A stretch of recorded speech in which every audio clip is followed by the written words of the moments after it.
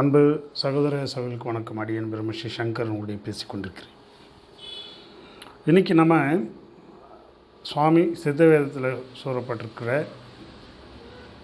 பாவம் புண்ணியம் அப்படின்ற ஒரு தகவலை ஆராய போகிறோம். இப்போ நம்ம உலகத்தில் எல்லாரும் நாம் என்ன நினச்சிட்ருக்குறோம் அப்படின்னா, புண்ணியம் செய்தவர்கள் இங்கே ரொம்ப நல்ல சிறப்பான வாழ்க்கையை வாழ்ந்து கொண்டிருக்கிறார்கள், பாவம் செய்தவர்கள் எல்லாம் கடுமையான தண்டனையை பெற்று கொண்டிருக்கிறார்கள் அப்படின்ற மாதிரியான எண்ணத்தில் நாம் எல்லோரும் வாழ்ந்துட்டுருக்குறோம். இப்போ உலகில் இருக்கிறவங்களும் என்ன நினைக்கிறாங்க அப்படின்னா, வசதி இருப்பவர்கள், பணம் அதிகமாக வச்சுருப்பவங்க நல்ல ஒரு வாழ்க்கை வாழ்வதாக நினைத்து கொண்டிருக்கிறார்கள். அவரவர்களுக்கு தான் தெரியும் அவங்கவுங்க வாழ்க்கை எப்படிலாம் வாழ்ந்துட்டுருக்குறாங்க அப்படின்னு சொல்லிட்டு. ஒரு பதவியில் இருக்கிறாங்கன்னா அந்த பதவியில் எந்த அளவுக்கு கஷ்டங்கள் இருக்குது அப்படின்றது அந்த பதவியில் இருப்பவர்களுக்கு மட்டும்தான் தெரியும். அதே மாதிரி பணம் இல்லாத ஒருத்தருக்கு வேதனைப்படுறான் அப்படின்னா அந்த வேதனையை பணம் இல்லாதவனுக்கு மட்டும்தான் தெரியும், இருக்கிறவனுக்கு தெரியாது. இது புற உலகத்தில் இருக்கிற இயக்கம். அப்போ நாம் என்ன பண்ணுறோம் அப்படின்னா, புற உலகத்தில் இருக்கிற ஒரு விஷயங்களை பார்த்துட்டு நாம் பாவ புண்ணியம் அப்படின்ற மாதிரியான விஷயங்களை வரையறுத்துட்ருக்குறோம். அதுதான் பிரச்சனைக்கு காரணமே. அப்போ உண்மையான புண்ணியம்னா என்ன, உண்மையான பாவம்னா என்ன அப்படின்றத நாம் பார்க்கணும். சுவாமி என்ன சொல்கிறார் அப்படின்னா, சுகீர்தம் துஷ்கிருதம் அப்படின்னு சொல்கிறாங்க. சுகீர்தம் அப்படின்னா நன்மை செய்யக்கூடியவர்கள்லாம் புண்ணியம், துஷ்கிருதம் அப்படின்னா தீமை செய்யக்கூடியது எல்லாம் பாவம் அப்படின்றாங்க. யாருக்கு நாம் பாவம் செய்யணும், யாருக்கு நாம் புண்ணியம் செய்யணும்? உதாரணமாக சில பேர் இந்த பூமியில் ஒரு நல்ல பதவியை அடைக்கிறாங்க அப்படின்னா அவர் போன ஜென்மத்தில் நல்ல புண்ணியம் செஞ்சுருக்கிறாரு அப்படின்றாங்க. அப்போ இந்த ஜென்மத்தில் நீ கஷ்டப்படுறதுக்கு என்ன பாவம் செய்கிறேன்னு சொல்லிட்டு சாமி கேட்கும்போது அதற்கான விடை இல்லை. அப்போ நீ என்ன பாவம் செஞ்ச, அதனால் நீ பண்ணியிருக்கிற. அவர் என்ன புண்ணியம் செஞ்சார், அவர் ராஜாவாவோ அல்லது மந்திரியாவோ பெரிய பதவியிலேயோ உட்கார்றாரு அப்படின்னா, இந்த உலகில் பொறுத்தன வரைக்கும் அவரவர்கள் என்னென்ன விஷயங்களில் ஃபோக்கஸ் பண்ணுறாங்களோ, என்னென்ன விஷயங்களை செய்கிறார்களோ அதற்கேற்ற பலனை இந்த பொருளாதார ரீதியாக அடைகிறார்கள். ஆனால் மனிதன் ஒரு விஷயத்தை புரிஞ்சு கொள்ள மறுக்கிறான். என்ன அப்படின்னா, தனக்குத்தானே துன்பங்கள் செய்து கொள்வதை இவன் ஒருபோதும் தன்னுடைய நினைவுக்கு கொண்டு வருவதில்லை. அதுதான் பிரச்சனை. இப்போ உதாரணமாக சொல்கிறேன் அப்படின்னா, இப்போ பிறரை பற்றி நாம் பார்க்கும் பொழுது அவர்கள் பற்றி ஏராளமான தகவல்கள் நமக்கு கிடைக்கின்றன, தகவல்கள் நாம் சேகரிக்கிறோம்.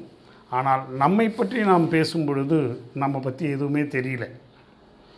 அப்போது உடம்பிலே இருக்கின்ற அந்த ஈஸ்வரன் என்று சொல்லக்கூடிய உயிர், இந்த உயிராற்றல், இவை கொண்டு தான் ஒவ்வொரு மனிதனும் இயங்கிக் கொண்டிருக்கிறான். இப்போ மனிதனுக்கு இந்த உயிராற்றல் என்பது தான் எப்படி வருது அப்படின்னா, இவன் பிரபஞ்சத்திலே விளைகின்ற, அதாவது புறத்திலே விளைகின்ற அந்த உணவுப் பொருட்களை இவன் எடுத்துக்கொள்வதன் மூலமாக அந்த உணவுப் பொருட்கள் ஜீரணம் செய்யப்பட்டு அவைகள் செல்களுக்கு அனுப்பப்பட்டு அந்த செல்களிலே இருந்து உற்பத்தியாகின்ற ஒரு அற்புதமான அமிர்த சக்தி தான் உயிராற்றல்னு சொல்லலாம்.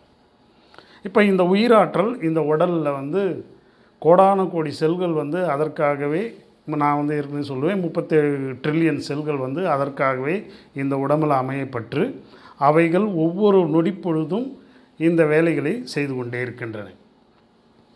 அதே நேரத்தில் இந்த உடலுக்கு துணை புரிவதற்கு அசுரர்கள் என்று சொல்லக்கூடிய கிருமி கிடாதிகள் 100 ட்ரில்லியன் பேர் உள்ளக்குள்ளே இருக்கிறாங்க. அவங்க நாம் என்னென்ன சாப்பாடை சாப்பிட்றோமோ அதுக்கேற்றவாறு அவர்கள் அதை ஜீரணித்து செல்களுக்கு உணவாக கொடுக்கும் வேலையை அவர்கள் செய்கிறார்கள். இப்போ ஒரு மனிதனுக்கு நோய் வருது அப்படின்னா நாம் என்ன பண்ணுறோம்? போன ஜென்மத்தில் நீ பாவம் பண்ணியிருப்ப, அதனால தான் உனக்கு சர்க்கரை வியாதி வந்துடுச்சு. போன ஜென்மத்தில் நீ பாவம் பண்ணியிருப்ப, அதனால தான் உனக்கு பிபி வியாதி வந்துடுச்சு. போன ஜென்மத்தில் நீ இப்போ பாவம் பண்ணியிருப்ப, அதனால தான் கேன்சர் வந்துடுச்சு. யாராவது நம்ம சொல்கிறோமா? இப்போ இன்றைக்கி அறிவியல் அது சொல்ல விடுமா?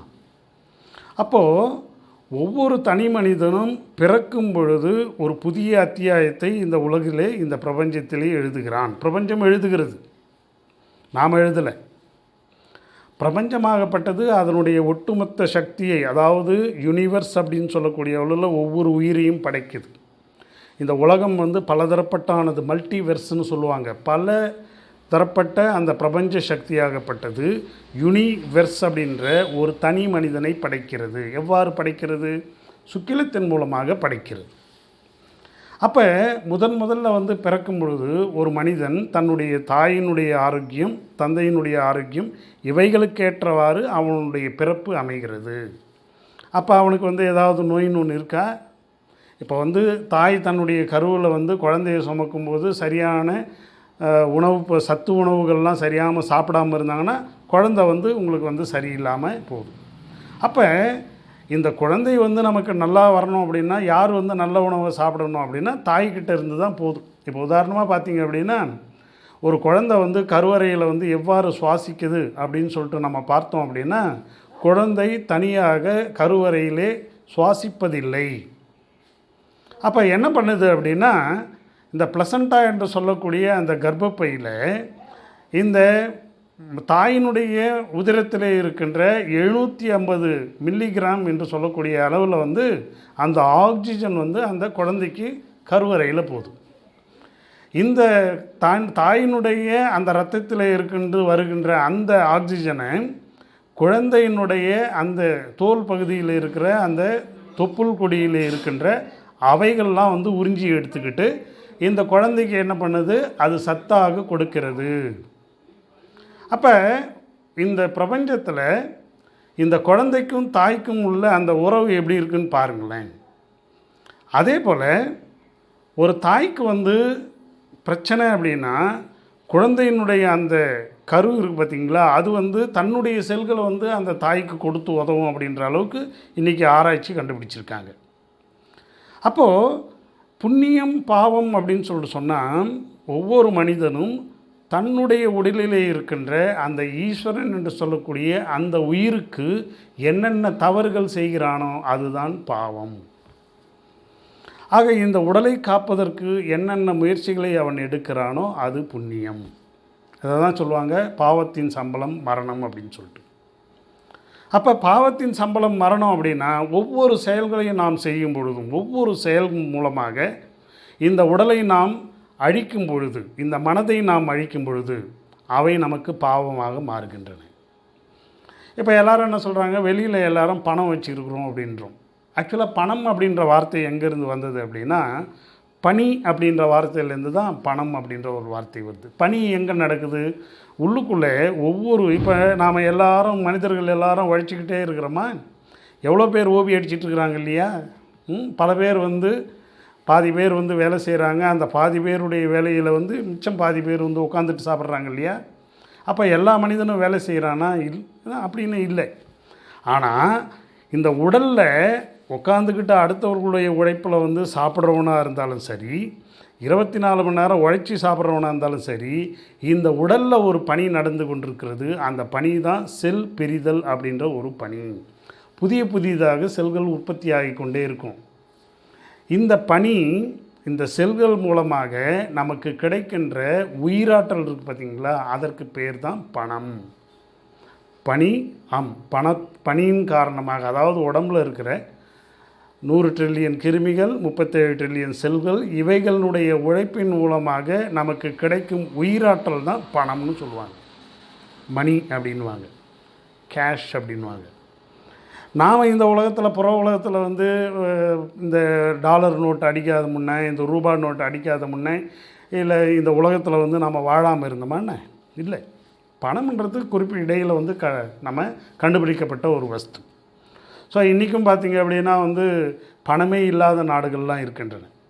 இன்றைக்கி விலங்குகள்லாம் பணத்தை வச்சு, கரன்சி வச்சு தான் நமக்கு எல்லா வேலையும் பண்ணிகிட்ருக்கா? இல்லை. ஆனால் விலங்குகளுடைய உயிர்லேயும் நம்முடைய உயிர்லேயும் இந்த செல்கள் மூலமாக வருகின்ற அந்த பணம் இருக்குது பார்த்திங்களா, அந்த பணம் தான் உண்மையான பணம். அதை கொண்டு தான் உயிராற்றல் வருது. அந்த உயிராற்றல் மூலமாக தான் நம்ம இயங்குகிறோம். அப்போ ஒரு மனிதன் ரிச் அப்படின்னு சொல்லிட்டு சொன்னால் என்ன சொல்லலாம் அப்படின்னா, எந்த ஒரு மனிதன் தன்னுடைய உயிரை சிறப்பாக பேணி பாதுகாத்து நல் ஆரோக்கியத்துடன் வாழ்கிறானோ அவனை நாம் ரிச் என்று சொல்லலாம்.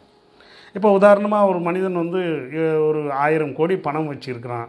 ஆனால் அவன் அடுத்த நிமிஷம் நொடிப்பொழுதில் மறைந்து போகக்கூடிய அளவில் அவனுடைய உடலை அழித்து கொள்கிறான் என்று சொன்னால் அவனை நாம் பணக்காரன்னு சொல்ல முடியுமா? அப்போ பணக்கார பிணம்னு ஒன்றா சொல்லலாம் அது. அப்போ இன்றைய மனிதர்கள் வந்து இந்த பாவம்னா என்ன, புண்ணியம்னா என்ன அப்படின்றத புரிஞ்சிக்காமல் சாகும்போது நான் பணக்காரனாக சாக வேண்டும், இப்படிலாம் வந்து ஒரு சில கொள்கைகளை மனிதர்கள் வைத்து கொண்டிருக்கிறார்கள். இதை யார் வந்து மோட்டிவேட் பண்ணுறது அப்படின்னா, பணக்காரர்கள் வந்து, அதாவது பணத்தை ஏற்கனவே சம்பாதித்து அதில் வந்து ருசி கண்டவங்க, இந்த பணப்புழக்கம் இருந்து கொண்டே இருக்க வேண்டும், செலவினங்கள் இருந்து கொண்டே இருக்க வேண்டும் அப்படின்றதுக்காக சில வியாபார யுக்திகள் எல்லாம் இது பண்ணிவிட்டு, நீ வந்து செலவினங்களை அதிகப்படுத்தி கொண்டே வாழ்ந்த அப்படின்னா யூ ஆர் ரிச் அப்படின்ற மாதிரியான ஒரு மாயையை உருவாக்கி வச்சுருக்காங்க. அப்போ ஏர்ன் ஸ்பெண்ட், அவ்வளோதான் இன்றைக்கி வந்து இருக்கிற முக்கியமான கொள்கை. இந்த உலகத்தில் வந்து ஏர்ன் அண்ட் ஸ்பெண்ட். இந்த உடம்புலையும் அதுதான் நடக்குது. இப்போ நாம் சாப்பிட்ற சாப்பாட்டில் வந்து சக்தி வந்து உற்பத்தி ஆகிறது, அந்த உற்பத்தியை நம்முடைய உடல் வந்து செலவழிக்கிறது. ஆனால் இந்த இயக்கத்துக்கு வந்து நாம் ஊறு விளைவிக்காமல் வாழும் வாழ்க்கைன்றது பார்த்திங்களா, அது தான் சுகிர்த வாழ்க்கைன்னு பேர். சுகிர்தம், கிருதம் அப்படின்னா ஒன்றாக சேருதல் எடுத்து சுக அனுபவங்கள், சுக விஷயங்கள், நல்ல விஷயங்களை நாம் இணைச்சி ஒரு நல்ல லைஃப் ஸ்டைல் வாழ்ந்தோம் அப்படின்னா அதற்கு பேர் வந்து புண்ணியம். இதே வந்து இந்த ஜீவனை அழிப்பதற்கான பலவிதமான வேலைகளில் நாம் ஈடுபட்டுட்டு போதை போன்ற விஷயங்களும் அதீதமான ஸ்ட்ரெஸ்ஸை வந்து நமக்கு நாமே ஏற்படுத்திக்கிட்டு நாம் இதை சாதிக்க வேணும், அப்படி சாதிக்க வேணும் அப்படின்னு சொல்லிட்டு நம்ம உடலை ஒரு பொருட்டாக மதிக்காமல் நாம் இயங்கும் வாழ்க்கையே துஷ்கிருதம் அப்படின்னு சொல்லலாம். அதாவது துஷ்டகிருதம், துஷ்ட செயல்கள். அப்போ இந்த ஜீவனாகிய சிவன், இந்த உயிராகிய அந்த இறைவன் இருக்கான் பார்த்தீங்களா, இந்த இறைவன் இல்லைன்னா இந்த உலகத்தில் வந்து நம்ம வாழ முடியுமா? இன்றைக்கி பார்த்திங்க அப்படின்னா பல பேர் வந்து பார்த்திங்க அப்படின்னா பூஜை புனஸ்காரங்கள் பண்ணால் எனக்கு வந்து புண்ணியம் வரும், கோயிலுக்கு வந்து இந்த மாதிரியான அலங்காரங்கள் பண்ணால் எனக்கு புண்ணியம் வரும், 4 பேருக்கு சாப்பாடு போட்டால் எனக்கு புண்ணியம் வரும், இப்படிலாம் வந்து நாம் நினச்சிட்ருக்குறோம். ஒரு 4 பேருக்கு சாப்பாடு போடுறது அடுத்தவங்களுடைய பசியை ஒன்றா ஆற்றுமே தவிர, ஒரு கோயில்களுக்கு நீங்கள் செய்யும் அந்த பணிகள் வந்து அந்த கோயிலை வந்து சுத்தப்படுத்தி ஒரு அழகாக காட்டுவதற்கு செய்யுமே தவிர, உங்களுடைய உடலுக்கு அது என்ன செய்யும் அப்படின்னா, உங்களுடைய உடலுக்கு நீங்கள் என்ன நினைக்கிறீர்களோ, என்ன செய்கிறீர்களோ அவை தான் மிஞ்சும். அப்போ இந்த மனிதன் புண்ணியம் அப்படின்ட்டு சொல்கிற போது இந்த உடலை சொல்லாலும் மனதாலும் செயலாலும் அழிக்காமல், அழிவை நோக்கி செலுத்தாமல் எவன் ஒருவன் வாழ்கிறானோ அவன்தான் புண்ணியம் செய்து வாழ்பவன். மாறாக இந்த உலக மக்கள் இறந்து விட்டாங்க அப்படின்னா அவர்கள் பாவச் செயலை செய்து வாழ்ந்துகிறார்கள் அப்படின்னு அர்த்தம். இப்போ நமக்கு வந்து பார்த்திங்க அப்படின்னா மரணத்தை வந்து நாம் வந்து நார்மலைஸ் பண்ணியிருக்கோம்.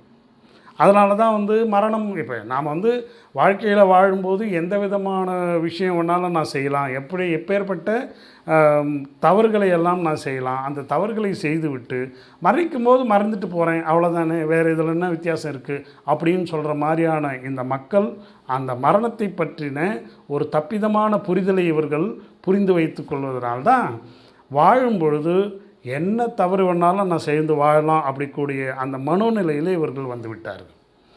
ஆனால் இந்த மாதிரி தவறுகள் செய்வது அவர்களுடைய உடலுக்கும் உயிருக்கும் பலவிதமான தீங்குகளை அவர்கள் செய்து கொண்டிருக்கிறார்கள் அப்படின்றத அவர்கள் உணர்வாரில்லை. பல பேர் வந்து பார்த்திங்க அப்படின்னா இன்றைக்கி பல பெரிய பதவிகளில் இருந்துக்கிட்டு அந்த பதவி தந்த அந்த அகங்கார மோகத்தினால் பல தப்பிதமான காரியங்களை செய்துக்கிட்டு அவர்கள் வாழும்போதே நடைபணமாக இருந்து சாகும் பொழுது மிக துன்பத்தை அனுபவித்து சாகிறாங்க. அப்போ ராஜாவாக இருக்கிறார், அவர் தான் வந்து இந்த நாட்டினுடைய முதலமைச்சராகவோ அல்லது இந்த நாட்டினுடைய பிரதான அமைச்சராகவோ இருக்கிறார். ஆனால் இருந்தாலும் அவருடைய உடம்பில் இருக்கின்ற அந்த நோய்கள் வந்து எவ்வாறு வந்தது? அவர்களுக்கு செய்யும் பாவச் செயல்கள், அதாவது தன்னைத்தானே அழித்து கொள்ளும் அந்த செயல்கள் மூலமாக வருகிறது. இந்த ஒரு விஷயத்தை நாம் புரிஞ்சுக்கிட்டோம் அப்படின்னா நாம் எந்த தப்பு செய்தாலும் ஒரு நிமிஷம் யோசித்து நாம் செய்வோம். ஏன்னா நம்மளை பார்க்குறதுக்கு வந்து யாரும் இல்லை அப்படின்ற ஒரு மனோநிலையில் இந்த உலகத்தில் வந்து தவறுகள் நிகழ்ந்து கொண்டே இருக்கின்றன. இப்போ சில பேர் வந்து பார்த்திங்க அப்படின்னா தவறு செய்துட்டு சட்டத்தின் மூலமாக பல ஓட்டைகளை வச்சு அதிலிருந்து தப்பித்து விடலாம் என்று பார்க்கிறார்கள். ஆனால் தான் செய்வது தன்னுடைய உடலிலே தன்னுடைய மரபணுவிலே பதிந்து அதற்கான தண்டனையை அந்த மரபணுக்களின் மூலமாக, உயிராற்றல் மூலமாக, உடலிலே உள்ள செல்கள் மூலமாக, அதன் நோய்வாய்ப்படிதன் மூலமாக இவர்களுக்கு அது வருகிறது என்பதை பலரும் உணர்ந்தாரில்லை. அதனால தான் இன்றைக்கி பாவம் செய்வதும் மிகப்பெரிய அளவிலே அவர்கள் எந்த விதமான குற்ற உணர்வே இல்லாமல் அவர்கள் சகட்டு மேனிக்கு பாவம் செய்கிறாங்க. இன்றைக்கி நாம் பார்க்குறோம், அரசியல்வாதிகள்லாம் பாவத்தை செய்துவிட்டு அவர்கள் மிகப்பெரிய உத்தமர்கள் மாதிரி பேசுகிறதெல்லாம் நம்ம பார்க்குறோம். ஒரு காலத்தில் இந்த அரசியல்வாதிகள் என்ன பேசுவாங்க, ஏது பேசுவாங்கன்றது நமக்கு தெரியாது. இன்றைக்கி பார்த்திங்க அப்படின்னா மீடியாக்கள் ரொம்ப அதிகமாக, சோஷியல் மீடியாலாம் வந்ததுனால அவன் பொய் சொல்லும்பொழுதும் அவன் அதை பார்க்குறோம், ஒரு ஊழல் செய்யும்போதும் அதை பார்க்குறோம். அந்த ஊழல் செய்தவனே ஒரு மிகப்பெரிய உத்தமர் மாதிரி சட்டசபையில் நாம் பேசுகிறதும் நாம் பார்க்குறோம். அப்போ நம்ம மனசு எள்ளி நகையாடுது. நீ எந்த அளவுக்கு பாவத்தை செஞ்சு வச்சுருக்க, எந்த அளவுக்கு நீ லஞ்ச லாவண்யத்தை வாழ்ந்துருக்கிற அப்படின்னு சொல்லிட்டு ஏற்கனவே இருந்த தரவுகளை நாம் நினச்சி பார்க்கும் பொழுது, அவன் பேசும்பொழுது அவன் முகத்தில் காரி உமிழலாம் போல் மனசில் நமக்கு வருது. இதே எண்ணம்தான் நமக்கும் வர வேண்டும். வாழும் பொழுது எவ்வளவு துரோகத்தை உனக்கு நீயே செய்து கொள்கிறாய் என்பதை நீ உணர்ந்து செய்கிறாயா? அதுதான் சொல்லுவார் வள்ளலார். சொல்லுவார், சூதறிந்தேன் வாதறிந்தேன் தூய்மை அறிகிறேனே அப்படின்னு சொல்லுவார். அப்போ இன்றைக்கி பல பேரும் பார்த்திங்கன்னா, சில பேர் ஒரு உயிர்களை ஒரு இந்த சின்ன சின்ன சிறு தெய்வங்களுக்கு பலி கொடுத்தால் நாம் புண்ணியம் அடையலாம் அப்படின்ற மாதிரியான தப்பிதமான கருத்தை வச்சுருக்காங்க. சரி, அப்படி நீங்கள் பலி கொடுக்குறீர்களே, உங்களுடைய எத்தனை சந்ததிகள் வாழ்ந்துட்டுருக்கின்றன, சாகாமல் இருக்கிறார்களா? அப்போ புண்ணியம் என்பது இந்த ஜீவனை தன்னுள்ளே நிலைநிறுத்துவது, பாவம் என்பது இந்த ஜீவனை தன்னிலிருந்து வெளியேற்றுவது. அப்படியே வெளியேற்றும் பொழுது இந்த உடம்பினுடைய பராமரிப்புக்காக, இந்த உடம்பினுடைய இயக்கத்திற்காக இந்த சக்தியை நாம் வெளியேற்றும் பொழுது இந்த மனதில் சொல்லாலும் மனதாலும் செயலாலும் இந்த புண்ணிய செயல்கள், அதாவது எல்லா உயிர்களுக்கும் நன்மை தரக்கூடிய புண்ணிய செயல்களை யார் ஒருவர் செய்கிறாரோ அவர் புண்ணியம் செய்தவர். எவர் ஒருவர் தன்னுடைய மனதின் மூலமாகவும் தன்னுடைய செயலின் மூலமாகவும் சொல்லின் மூலமாகவும் பிற உயிர்களை வாட்டி வதைக்கிறாரோ, அது அவருக்கு தெரிஞ்சோ தெரியாமலோ நூதனமாகவோ, இன்று உதாரணமாக ஒரு லஞ்ச லாவண்யம் வாங்கினோம்னா நாம் சுகித்திருக்கலாம். இன்றைக்கி நாம் மோட்டர் பைக்கில் போகிறோம், நாளைக்கு கார் வாங்கிக்கலாம், நம்முடைய சம்பளத்தினால் கார் வாங்க முடியாது அப்படின்னு சொல்லிட்டு பிற உயிர்களுடைய உழைப்பின் மூலமாக வருகின்ற அந்த பணத்தை சுரண்டி எடுக்கிறார் பார்த்திங்களா? அவருக்கு தெரியாது, ஆனால் அவருடைய சந்ததிகளுக்கு இவருடைய பதிவுகள் அப்படியே போகும். இப்போது நம்முடைய எல்லா எண்ணங்களும் செயல்களும் இந்த ஆகாசத்திலே பதியப்படுகின்றன. ஆகாசம்ன்றது என்ன அப்படின்னா, இங்கே உள்ளுக்குள்ளே சிதாகாசம்னு சொல்லுவாங்க. அந்த இடத்துல ஒரு சூட்சும மின்காந்த அலைகளாக அந்த பதிவுகள் இருக்கின்றன. ஆனால் தான் நீங்கள் பார்த்தீங்க அப்படின்னா, மிகப்பெரிய லஞ்ச லாவண்யங்களில் திளைச்சவங்க, பெரிய அளவில் கொடுமை பண்ணவங்க, இப்போ உதாரணமாக பார்த்திங்க அப்படின்னா ஹிட்லர் எவ்வளோ கொடுமை பண்ணார், எவ்வளோ பேர் சாவடித்தார். அப்போ அவர் இறக்கும் பொழுது நல்ல ஒரு நிலையில் இறந்தாரா? பயத்தாலையும் இறந்தார். அப்போ இந்த மாதிரி பாவம் செய்தவர்கள் கடைசியில் துன்பத்தை அனுபவித்து தான் சாவறாங்க. வெளியில் தெரியறது கிடையாது, வெளியில் சொல்ல மாட்டாங்க. ஏன்னா ஒரு மனுஷன் இளமையாக இருந்து அவன் பெரிய சாதிக்கிறான்னு சொன்னால் அது ஒரு மிகப்பெரிய தகவலாக நமக்கு சொல்லுவாங்க.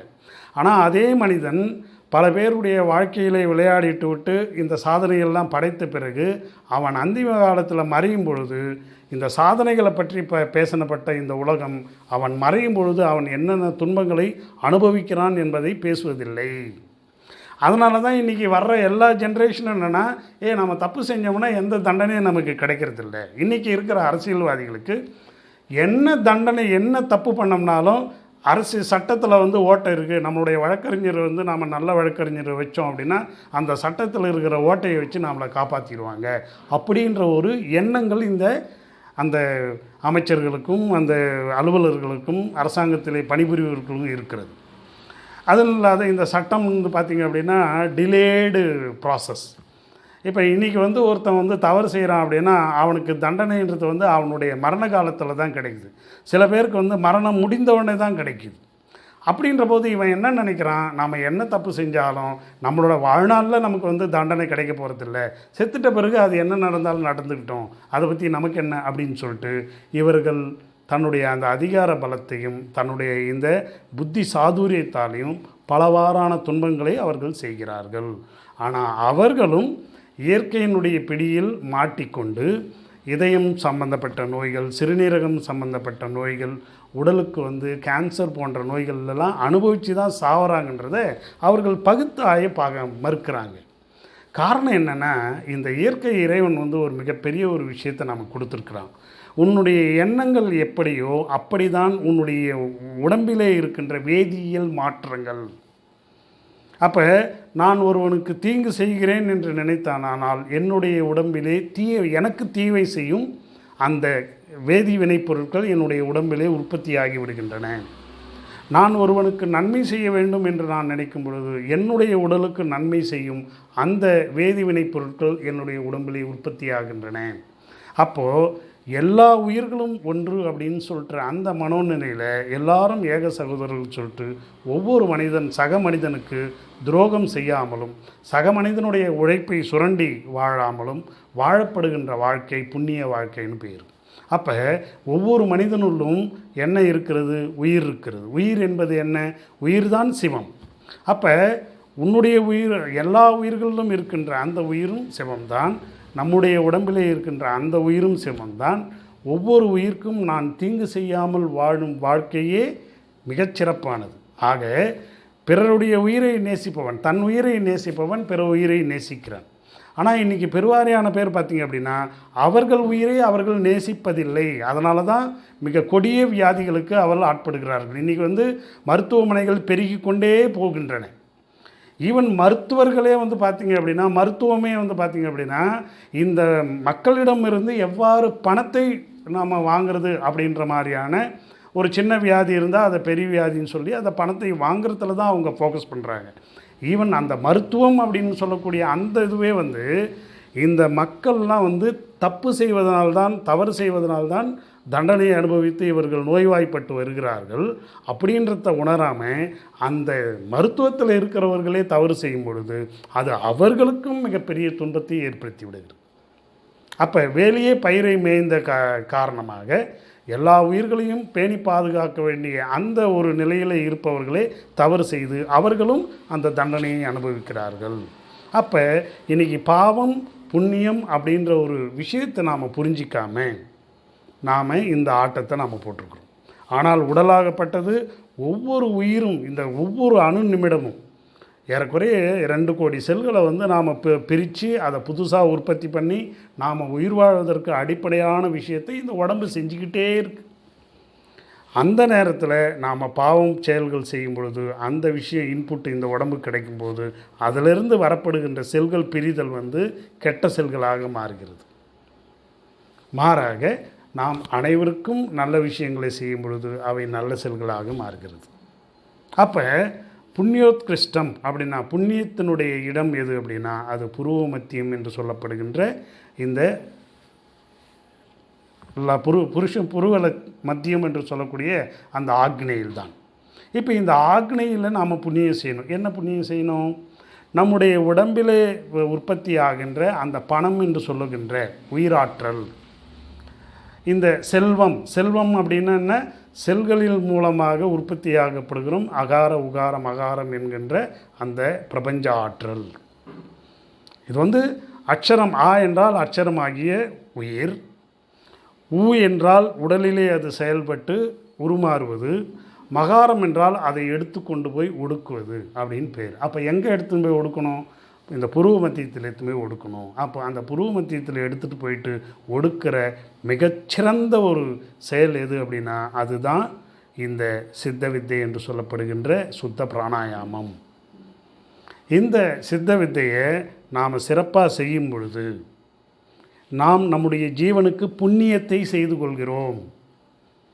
இதை மறந்து இந்த மூச்சுக்காற்றை, அதாவது நம்முடைய உடம்பிலே உற்பத்தியாகின்ற அந்த பணத்தை, நம்முடைய செல்களின் மூலமாக நடக்கும் பணிகளின் மூலமாக உற்பத்தியாகும் அந்த பணம் என்ற உயிராற்றலை நாம் செலவு செய்து கொண்டே இருந்தோம் என்றால் சத்து போய் செத்துப்போவது தான் இந்த உலகத்திலே இறுதியாக நடக்கிறது. எனவே மனிதன் செத்துப்போவதை பற்றி கவலைப்படுவதே இல்லை. எனவே தான் இவன் பாவம் என்றால் பாயாசம் சாப்பிட்ற மாதிரி பாவத்தை செய்கிறான். புண்ணியம் என்றால் 4 பேருக்கு 10 பைசா காசு எடுத்து கொடுத்துட்டா அது புண்ணியம் நினைக்கிறான். 4 பேருக்கு சாப்பாடு போட்டுட்டா அது புண்ணியம் நினைக்கிறான். பல லட்சக்கணக்கான கோடிக்கணக்கான ரூபாய்களை, பிறருடைய உழைப்பின் மூலமாக வந்த ரூபாய்களை இவன் கொள்ளையடித்து வைத்துக்கொண்டு அதை அள்ளி எடுத்துட்டு கிள்ளி கொடுத்தால் நம்முடைய பாவங்கள் தீர்ந்துவிடும் என்ற மனோநிலையிலே இந்த மக்கள் கூட்டம் வாழ்ந்து கொண்டிருக்கிறது. எனவே தான் இந்த மக்களுக்கு தீராத துன்பங்கள், மரணம் மரணம் மரணம் என்று மரணம் வந்து கொண்டே இருக்கிறது. மேலும் பலவாறான நோய்களிலே இவர்கள் அதிகமாக ஆட்பட்டு துன்பம் துன்பம் துன்பம் என்ற அந்த நிலையிலே இவர்கள் வாழ வேண்டிய வாழ்க்கையை துன்ப வாழ்வாக இந்த புண்ணியத்தை மறந்து பாவங்களை செய்து இவர்கள் மடிகிறார்கள் என்பதுதான் நிதர்சனமான உண்மை. இதை புரிந்து கொண்ட வித்தியார்த்திகள், சித்த வித்தியார்த்திகள் உண்மையான புண்ணியமான அந்த சித்த வித்தை என்கின்ற ஆத்மானுபூதியை நீங்கள் கை கொள்ள வேண்டும். நீங்கள் மட்டுமல்ல, உங்களுடைய குடும்பங்களுக்கும் இதை சொல்லிக் கொடுத்து அவர்களையும் நல்ல நிலைக்கு கொண்டு வர வேண்டும். அவர்களும் இன்றைக்கி என்ன நினச்சிக்கிறாங்கன்னா, நான் இதில் போய்ட்டு சாஃப்ட்வேர் இண்டஸ்ட்ரியில் போய்ட்டு 1 லட்சம் 1.5 லட்சம் வாங்குகிறேன் அப்படின்னா யாரும் அப்பா அம்மாவை மதிக்கிறது கூட கிடையாது. அப்பா வாங்க வித்தை பண்ணலாம் அப்படின்னா, எனக்கு 1.5 லட்சம் வருது 2 லட்சம் வருது, இந்த பணம் என்னை காப்பாற்றும். அப்படி பணம் எல்லாரையும் காப்பாற்றும் அப்படின்னா இன்றைக்கி செத்துப்போன பணக்காரனுங்கள்லாம் என்ன எடுத்துக்கோங்க. ஆப்பிள் நிறுவனர் ஸ்டீவ் ஜாப்ஸ் என்ன சொல்லிட்டு செத்து போனார். அப்போ இவன் இப்போ போனானே, நெப்போலியன் இறந்து போனானே, அவன் என்ன பண்ணான்? மாபெரும் சக்கரவர்த்தி போகும்போது இந்த கையை நீட்டி வைங்க வெளியில். என்ன சொல்கிறான் அலெக்சாண்டர்? என்ன சொல்கிறான்? கையை நீட்டி வெளியில் வைங்க. இத்தனை பெரிய சக்கரவர்த்தியாக வாழ்ந்த இந்த அலெக்சாண்டர் போகும்பொழுது எதுவுமே எடுத்துகிட்டு போவதில்லை அப்படின்றது இந்த உலக மக்கள் புரிந்து கொள்ள வேண்டும்னு சொன்னானா இல்லையா? அப்போ ஏன் இந்த மக்கள் புரிஞ்சுக்கொள்ள மாட்டேன்றாங்க? அதுதான் மாயை. இந்த மாயையை புரிஞ்சிக்காமல் எவ்வளோ நாள் வாழறோமோ அவ்வளோ நாளுக்கு இந்த மனித குலத்துக்கு துன்பம் வந்து கொண்டே தான் இருக்கும். இது துன்பம் வர்றது தெரியாமல் எந்த ஜோதிடர்கிட்ட போனோம்னா அவர் என்ன சொல்லுவார்? இந்த பரிகாரம் பண்ணால் அது நடந்துடும், அந்த பரிகாரம் பண்ணால் இது நடந்துடும். கடப்பாரை எடுத்து தண்டவாளத்தில் தலையை வச்சுட்டு இந்த பரிகாரம் பண்ணால் நடந்துருமானா நடக்குமா? அல்லது கடப்பாரியை முழுங்கிட்டு சுக்கு காசாயம் சாப்பிட்டா சரியாக போயிடுமா? ஆகாது. பாவ புண்ணியங்களை தெரிந்து நடந்து கொள்ள வேண்டும் என்பதுதான் முடிந்த முடிவாக இருக்கிறது. அதே தான் சுவாமி கூறுகிறார். சுவாமியினுடைய வார்த்தையை நாம் வேத வாக்காக எடுத்து நம்முடைய ஜீவனுக்காக சொல்லப்பட்ட அந்த வார்த்தையை மதித்து நடக்க வேணுமாய் நாம் கேட்டுக்கொள்கிறோம். நன்றி, வணக்கம்.